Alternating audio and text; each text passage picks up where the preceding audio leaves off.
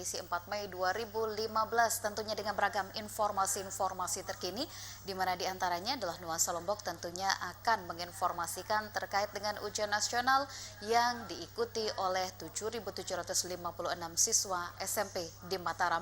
Beragam informasi-informasi lainnya pun akan kami hadirkan untuk Anda, tetap bersama kami di Nuansa Lombok.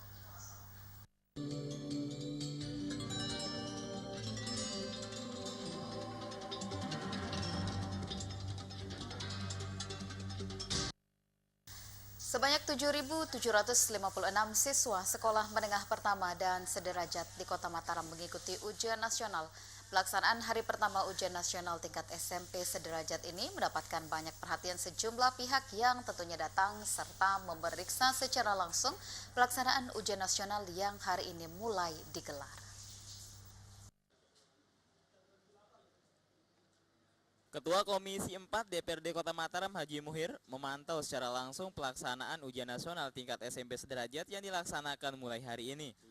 Pantauan Lombok TV, Haji Muhir memantau pelaksanaan UN SMP dengan didampingi Kepala Dinas Pendidikan Pemuda dan Olahraga Kota Mataram Haji Sudenom. Salah satu sekolah yang dikunjungi Haji Muhir yakni SMP Negeri 14 Mataram yang ada di kawasan Seganteng Cakranegara. Di sekolah ini Haji Muhir mendapati satu orang siswa yang absen mengikuti ujian karena alasan sakit, sehingga terpaksa mengikuti ujian susulan. Katanya ada satu orang yang sakit. Sebelumnya persiapannya sudah kita antisipasi, kita kumpulkan anak-anak supaya menjaga kesehatan, tapi rupanya memang sakit. Setelah memantau pelaksanaan ON di SMP 14 Mataram, Haji Muhir beserta rombongan bertolak ke SMP Negeri 19 Mataram untuk memeriksa secara langsung pelaksanaan ujian nasional di sekolah yang pada hari Sabtu kemarin terendam banjir itu. Di sekolah yang ada di kawasan Dasan Cermen ini, lagi-lagi Haji Muhir mendapatkan informasi ada satu siswa yang absen tanpa alasan. 181 sebetulnya, satu orang meninggal pulang ke Jawa, tidak bisa ikut ujian. Gini, orang tuanya pisah, jadi bapaknya pulang ke Jawa, ibunya di sini, jadi anak ini dari bapak ke Jawa. Di hadapan wartawan, Ketua Komisi 4 DPRD Kota Mataram Haji Muhir mengungkapkan dirinya sengaja memilih memantau ON di sekolah-sekolah pinggiran di Kota Mataram. Dan dari hasil sidak yang ia lakukan, politisi Partai Golkar ini menyebut pelaksanaan hari pertama ujian nasional SMP sederajat berjalan lancar serta nyaris tanpa gangguan. Selain itu, hingga saat ini dirinya juga belum menemukan ada indikasi kecurangan dan kebocoran soal ON. Kita sama-sama lihat, evaluasi, kondisi masih normal, termasuk pemantauan dari kepolisian juga ada. Bahwa ON untuk SMP ini semoga berjalan dengan lancar, sehingga apa perkiraan orang-orang yang tidak bertanggung jawab, kunci jawaban maupun soal yang bocor, insya Allah pada UN sekarang ini saya lihat tidak ada. Di tempat yang sama, Kepala Dinas Pendidikan Pemuda dan Olahraga Kota Mataram Haji Sudenom menjelaskan, pantauan langsung UN ini menjadi bahan evaluasi dan masukan terhadap pelaksanaan UN di hari berikutnya. Di mana dari hasil pantauan dirinya salah satu hal yang dianggap perlu dievaluasi dan dibenahi, yakni komitmen pengawas ujian dalam melaksanakan tugasnya. Hal sepele kadang-kadang dilupakan. Seperti apa Pak? Pengawas itu kan kadang-kadang seperti tadi kan ada kertas yang di sekitar sekolah di ruangan itu kan lupa dituangkan, padahal kertas itu tidak ada manfaatnya, seperti itu kan. Tapi selama ini tidak ada yang itu yang perlu saya bantu juga kan. Sementara itu, untuk sekedar informasi, pelaksanaan ujian nasional tingkat SMP sederajat di Kota Mataram yang dimulai hari ini tercatat diikuti sebanyak 7.756 orang siswa. Para peserta UN tersebut berasal dari 59 sekolah mulai dari SMP, MTS, SMP terbuka hingga sekolah luar biasa di Kota Mataram. Irham Rosidi, Lombok TV Mataram. Di hari pertama ujian nasional tingkat SMP, sedikitnya 4 orang siswa-siswi dari Sekolah Luar Biasa Tunanetra di Kelurahan Selagalas, Kota Mataram melaksanakan ujian nasional menggunakan metode Braille. Dan di hari pertama ujian nasional tersebut, para siswa-siswi berkebutuhan khusus tersebut terpantau begitu tenang, tentunya dalam melaksanakan ujian nasional tahun 2015 ini.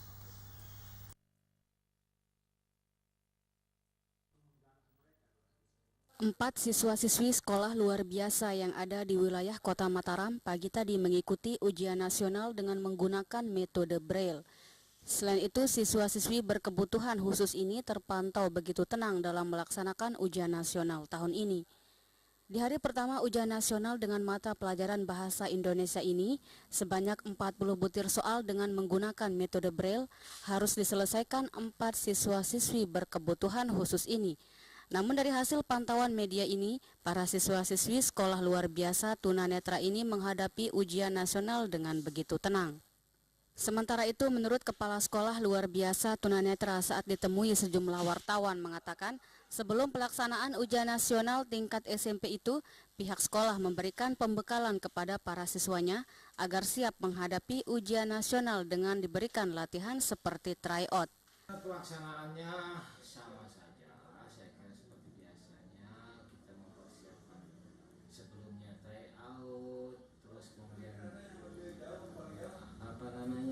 pendalaman materi, kemudian baru kita melaksanakan uji coba dari dinas, soal dari dinas, dan juga uji coba dari sekolah. Maesara, Lombok TV, Mataram.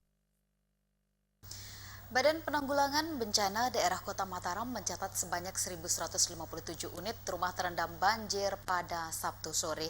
Dari 12 kelurahan yang dilanda banjir, kondisi yang paling parah terjadi di 3 kelurahan dengan ketinggian air mencapai 1,5 meter.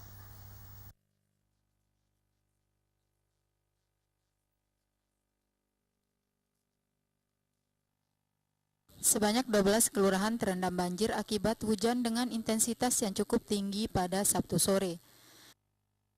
Berdasarkan data dari Badan Penanggulangan Bencana Daerah Kota Mataram, banjir yang cukup parah terjadi di 3 kelurahan, yakni Kelurahan Babakan, Batu Ringgit Utara, dan Batu Ringgit Selatan. Di 3 kelurahan ini ketinggian air mencapai 1,5 meter. Selain itu, jika dikalkulasikan dari 12 kelurahan itu, BPBD mencatat sebanyak 1.157 rumah terendam banjir dan beberapa di antaranya mengalami kerusakan ringan. Saat ini BPBD telah melakukan koordinasi dengan Badan Nasional Penanggulangan Bencana, di samping melakukan evakuasi, juga telah menyediakan sebanyak 815 paket bantuan berupa bahan makanan dan sembako. Namun, dari 815 paket bantuan itu, belum bisa disalurkan sebab masih menunggu tambahan bantuan sekitar 342 paket. Agar bisa mencukupi sampai 1.157 paket bantuan untuk disalurkan bagi para korban banjir. Kalau status darurat ini kan 7 sampai 14 hari. 7 sampai 14 hari ya. Penanganannya seperti apa? Penanganannya sementara ini kita biasa evakuasi, samping evakuasi, kemudian mungkin dari bantuan, tapi itu pun juga standar bantuannya kita lihat seperti kayak dilihat sekarang ini. Apa bantuan yang paling paket. Berapa Pak yang disiapkan? Yang kita punya 815. Kita punya 815 dan cukup lagi itu 815. Sementara itu, BPBD menetapkan status darurat bagi Kota Mataram selama 7 sampai 14 hari ke depan dan meminta agar warga tidak panik dalam menghadapi kemungkinan bencana yang terjadi. Warga harus tetap waspada dengan ikut melakukan upaya pencegahan dan langkah antisipasi bencana. Dan untuk diketahui, sebanyak 89 kepala keluarga yang telah dievakuasi dan diungsikan ke tempat yang lebih aman saat ini memilih untuk kembali ke rumah. Lulu, Lombok TV, Mataram.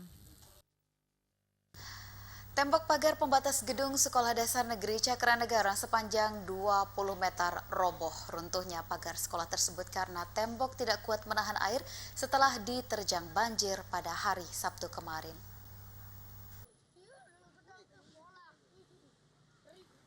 Seperti inilah kondisi reruntuhan tembok pagar pembatas gedung Sekolah Dasar Negeri 8 Cakranegara di Kelurahan Babakan, Kecamatan Sandubaya. Tembok pagar pembatas gedung SDN 8 Cakranegara sepanjang 20 meter ini roboh akibat tak kuat menahan air pasca wilayah ini pada hari Sabtu sore kemarin diterjang banjir setinggi 50 cm. Pihak sekolah menyebut posisi sekolahnya yang lebih rendah dari posisi jalan membuat air yang menggenangi jalan raya masuk ke dalam areal sekolahnya.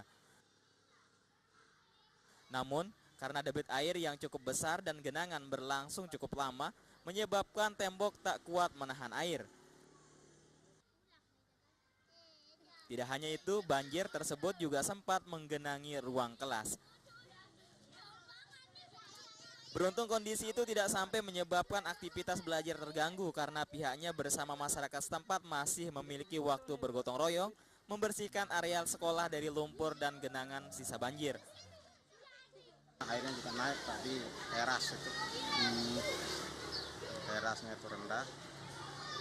Dan jalannya itu tinggi. Jadi semua kotoran-kotoran sampah apa itu masuk ke sekolah itu. Kalau buku-buku Pak bisa diselamatkan? Bisa kalau gitu diselamatkan.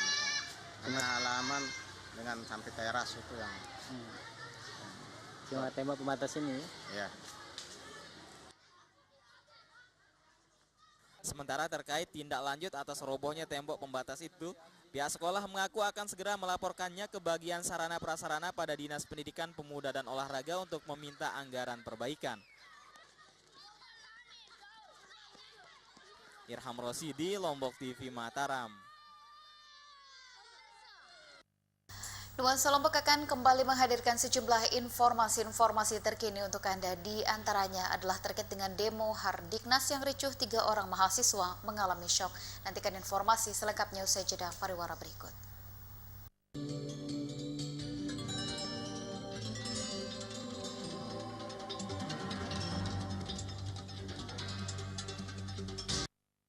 Acara ini dipersembahkan oleh MCO, merubah yang biasa menjadi luar biasa. Bismillahirrahmanirrahim. Assalamualaikum warahmatullahi wabarakatuh. Saya Virginia Anggraini, Kepala Perwakilan BKKBN Provinsi Nusa Tenggara Barat. Komisi 5 DPRD Provinsi Nusa Tenggara Barat. Komisi 9 DPR RI menyampaikan suksesan pendataan keluarga 2015 dimulai pada tanggal 1 Mei sampai dengan 31 Mei 2015. Dengan pendataan keluarga, kita wujudkan ketersediaan data keluarga by name, by address untuk dipergunakan dalam penetapan sasaran dan optimalisasi operasional program pembangunan kependudukan, keluarga berencana dan pembangunan keluarga, serta berbagai program pembangunan lainnya di setiap tingkatan wilayah. Terima kasih. Wassalamualaikum warahmatullahi wabarakatuh. 2 anak cukup. 2 anak cukup. 2 anak cukup.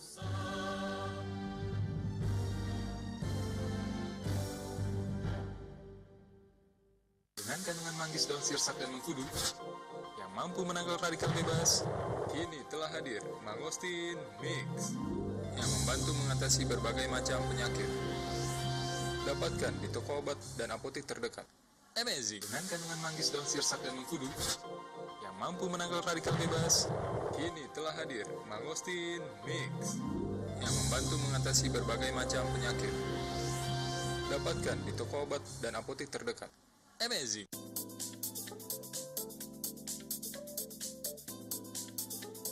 Assalamualaikum warahmatullahi wabarakatuh. Selamat pagi pemirsa. Saya Wiratmanya dan rekan saya Eka Ismaili dan rekan saya Sahdan dalam acara Coffee Time.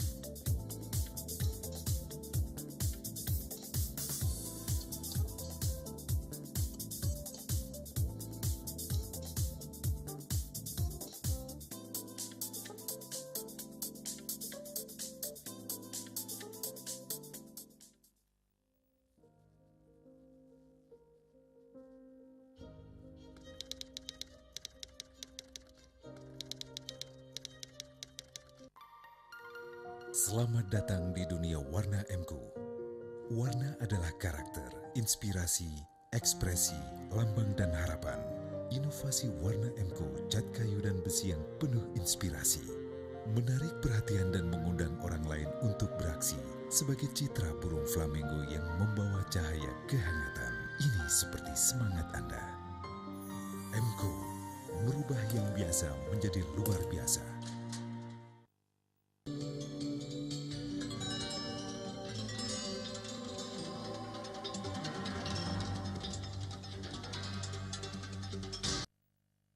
kembali bersama kami di Nuansa Lombok malam ini, dan seperti yang diinformasikan sebelumnya, Nuansa Lombok akan menghadirkan informasi-informasi terkini, di antaranya adalah terkait dengan demo Hardiknas yang ricuh, 3 orang mahasiswa mengalami syok. Aksi unjuk rasa peringatan Hari Pendidikan Nasional di gedung DPRD NTB Senin pagi tadi berakhir ricuh. Kericuhan terjadi akibat aksi provokasi yang dilakukan oleh mahasiswa ketika hendak membubarkan diri. Bentrokan antar mahasiswa dengan aparat pun tidak bisa dihindarkan, dan akibat kejadian tersebut 3 mahasiswa mengalami syok karena diduga terkena pukulan aparat.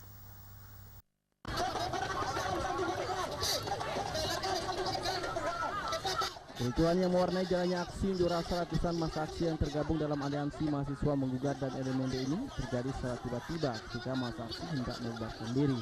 Di mana kericuhan terjadi akibat aksi provokasi yang dilakukan mahasiswa yang mengundang kemarahan aparat yang tengah menjaga jalannya aksi. Akibatnya aksi saling baku hantam antar massa aksi dengan aparat menggunakan bambu tak bisa terhindarkan. Kejadian ini kemudian berhasil dilerai ketika masing-masing pihak mampu menahan diri. Massa aksi yang semula akan meninggalkan gedung DPRD NTB pun kembali melakukan orasi mengecam tindakan aparat yang dianggap represif. Sementara itu, akibat kejadian ini 3 orang mahasiswa mengalami syok karena diduga terkena pukulan aparat. Bahkan salah seorang mahasiswi diantaranya terpaksa digotong untuk dibawa ke rumah sakit.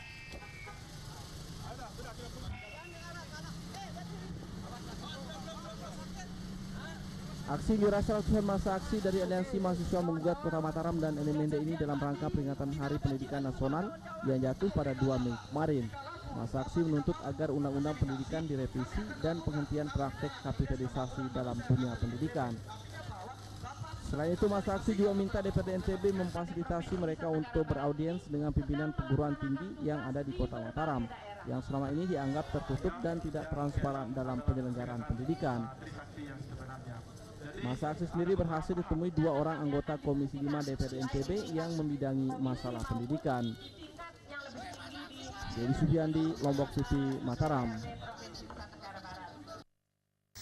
Sementara itu, Komisi 5 DPRD NTB yang membidangi masalah pendidikan menyoroti posisi Indeks Pembangunan Manusia Provinsi NTB yang ternyata masih berada di urutan kedua paling bawah.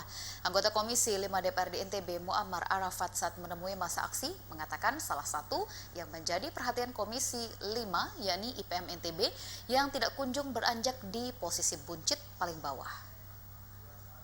Maka tak sayang, maka aspirasi tak sampai. Hal itu ditegaskan Muammar Arafat, anggota Komisi 5 DPRD NTB fraksi Golkar, dalam menanggapi tuntutan massa aksi yang menggelar aksi unjuk rasa di depan kantor DPRD NTB Senin pagi tadi. Muammar mengungkapkan semenjak dirinya berkantor di Gedung Udayana 7 bulan lalu, salah satu yang menjadi perhatian Komisi 5 yakni masalah IPM NTB yang tak kunjung beranjak dari posisi buncit paling bawah. Dirinya bersama anggota Komisi 5 lainnya terus menyuarakan persoalan IPM yang salah satu indikatornya adalah pendidikan. Jadi kurang lebih kami 7 bulan berada di sini. Salah satu yang menjadi perhatian kami itu adalah IPM kita yang sejak dulu selalu berada di nomor buncit. Jadi sebagaimana adik-adik suarakan di tempat ini, kami juga suarakan ya. Kami sampaikan aspirasi adik-adik ini walaupun saat ini kita belum bertemu ya. Sementara itu, menanggapi tuntutan massa aksi lainnya terkait maraknya pungutan liar yang dilakukan baik oleh pihak sekolah maupun perguruan tinggi, pihaknya berjanji akan segera menindaklanjuti. Aksi unjuk rasa ratusan massa aksi dari aliansi mahasiswa menggugat dan LMND ini dalam rangka peringatan Hari Pendidikan Nasional yang jatuh pada 2 Mei kemarin, di mana massa aksi mengecam tindakan pungutan liar dan kapitalisasi pendidikan yang masih saja marak terjadi dan mewarnai dunia pendidikan saat ini. Dedi Sufiandi, Lombok TV, Mataram. Berlanjut kita ke informasi lain, kali ini setelah sebelumnya berhasil menangkap seorang kurir narkoba yang dikontrol narapidana dari dalam lapas Mataram, Satuan Reserse Narkoba Polres Kota Mataram kali ini kembali menciduk 2 orang yang diduga sebagai kurir dan juga pengguna narkoba. Kedua orang kurir narkoba tersebut juga dikontrol dari dalam lapas Mataram oleh salah seorang narapidana narkoba. Kedua pelaku diketahui berinisial FZ 37 tahun dan BN 22 tahun warga Pejeruk Ampenan. Keduanya tertangkap tangan tim Buser Satuan Reserse Narkoba Polres Kota Mataram. di wilayah Rembige Kamis siang kemarin saat tengah mengantar barang haram tersebut ke salah seorang pemesan. Dari tangan kedua kurir narkoba ini, polisi mengamankan barang bukti 80,67 gram narkoba jenis sabu. Kasubag Humas Polresta Mataram AKP Iwayan Suteja mengatakan, pelaku mendapatkan barang haram tersebut dari salah seorang narapidana atas nama Ihsan yang saat ini masih menjalani hukuman di dalam lapas Mataram. Kedua pelaku diperintahkan oleh Ihsan melalui telepon seluler untuk mengantarkan barang haram tersebut ke salah seorang pemesan inisial HMN yang sudah menunggu di kawasan Rembige dengan imbalan uang Rp100.000. Modus pelaku dalam menjalankan bisnis haramnya tergolong rapi karena Ihsan yang berada di dalam lapas Mataram memberikan narkoba tersebut kepada kedua kurirnya ini dengan cara dilemparkan dari dalam lapas Mataram. Di rumahnya di Otak Ise dapat telepon dari seseorang yang berinisial IAKN, kemudian datang ke LP, dia menunggu di belakang LP, kemudian dilempar barang itu, dia dipandu dengan menggunakan telepon. Nah, setelah barang itu dapat, diarahkan untuk menemui seseorang yang diberikan nomor HP saja. Namun setelah akan mentransaksi di Rembige di dekat ATM, keburu dia ditangkap oleh petugas opsional Polres Mataram. Sementara dari pengakuan tersangka FZ mengaku tidak mengetahui bahwa barang yang diantar tersebut merupakan narkoba. Ia hanya dimintai tolong oleh narapidana Ihsan untuk mengantarkan tawas ke salah seorang temannya. Tawas ini ke adik bos saya, itu dibilang. Dia menghubungi gitu Pak? Dia menghubungi waktu saya pasang bata ya, buat rumah. Lepas itu didengar saya sama Rival, terus dia bilang ini anterin ini tawas ini secepat mungkin sama adik saya. Dia bilang. Sementara itu polisi saat ini terus mendalami dan menelusuri peran narapidana Ihsan yang mampu mengontrol peredaran barang haram tersebut dari dalam lapas Mataram, termasuk menyelidiki dugaan keterlibatan oknum-oknum petugas. Dan untuk mempertanggungjawabkan perbuatannya, pelaku terancam dijerat dengan pasal 112, 114 dan 127 ayat 1 Undang-Undang Darurat tahun 2009 dengan ancaman 15 tahun penjara karena barang bukti lebih dari 5 gram. Ruhaili, Lombok TV, Mataram. Kejaksaan Tinggi Provinsi NTB akhirnya menetapkan 2 orang tersangka baru dalam kasus dugaan korupsi proyek bantuan bibit sapi program Bumi Sejuta Sapi. Kedua orang tersangka adalah merupakan pegawai dari Dinas Peternakan dan Kesehatan Hewan Provinsi NTB yang juga adalah merupakan anggota tim panitia dari penerima dan pemeriksa barang dalam proyek BSS tersebut.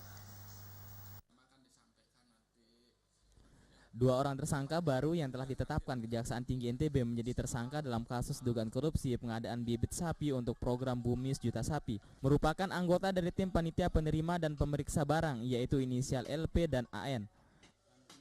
Kedua orang tersangka ini merupakan pegawai dari Dinas Peternakan dan Kesehatan Hewan Provinsi Nusa Tenggara Barat. Peran pelaku dalam proyek pengadaan bibit sapi ini yaitu sebagai memeriksa dan pengawas apakah bibit sapi tersebut sudah diterima atau tidak oleh kelompok peternak yang menjadi sasaran dari program BSS. Namun dalam kenyataannya pelaku tidak pernah menjalankan perannya sesuai dengan tugas yang telah diberikan karena kedua tersangka tidak mengetahui berapa jumlah bibit sapi yang diterima oleh kelompok peternak tersebut. Kasipenkom dan Humas Kejaksaan Tinggi NTB Made Sutape mengatakan penetapan kedua orang tersangka ini merupakan pengembangan dari fakta persidangan kedua orang terdakwa kasus ini yaitu Zainal Wardi dan Samsul Bahri. Tetap dari instansi Dinas Peternakan dan Kesehatan Hewan ya. Mungkin dari tim dan pemeriksa barang. Tim penerima dan pemeriksa barang. Tim pengawasnya. Ya, tim penerima dan pemeriksa barang. Seperti diketahui, kasus ini berawal dari temuan Dewan yang melihat ketidakberesan bantuan bibit sapi di Sumbawa, yang kemudian kasus ini dilaporkan ke Inspektorat. Lembaga audit internal ini kemudian turun cek lapangan dan menemukan bantuan sapi bermasalah. Seharusnya bantuan diberikan dalam wujud sapi, tapi diberikan dalam bentuk uang tunai 4 juta rupiah dan disunat 1 juta per peternak. Ruhaili, Lombok TV, Mataram. Dan informasi tadi menutup jumpa kita di Nuansa Lombok untuk edisi malam ini. Terima kasih Anda telah bersama kami. Saya Munawwarah Muzni. Wassalamualaikum warahmatullahi wabarakatuh. Selamat malam dan sampai jumpa.